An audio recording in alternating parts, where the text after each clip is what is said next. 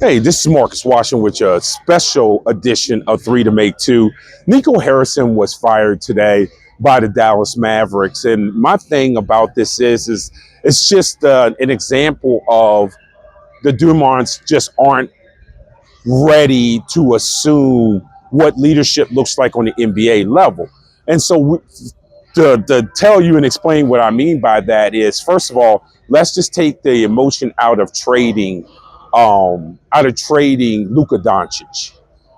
If you give Nico Harrison permission to trade Luka Doncic and you gave him permission, then you have to understand this. Like LeBron James, when you have a Luka Doncic type of player, the roster is built around that particular person.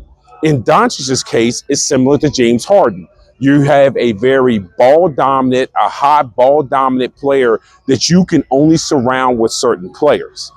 If you're going to trade him, especially when you traded him, which was in the middle of a season, it's going to take at least 2 years to remake the roster in whatever form that you dreamed the roster to be.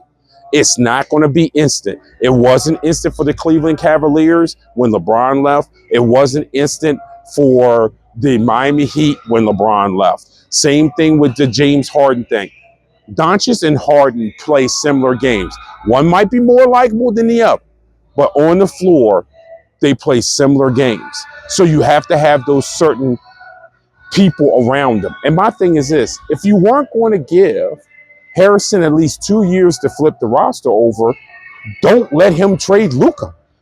But you can't let him trade Luka, and then you're listening to the fans, and then you fire him, 9 games into this season. You just can't have it both ways. That's what poor leadership looks like. More than whether you agree with the trade or not, or whether you think the trade was good or not good.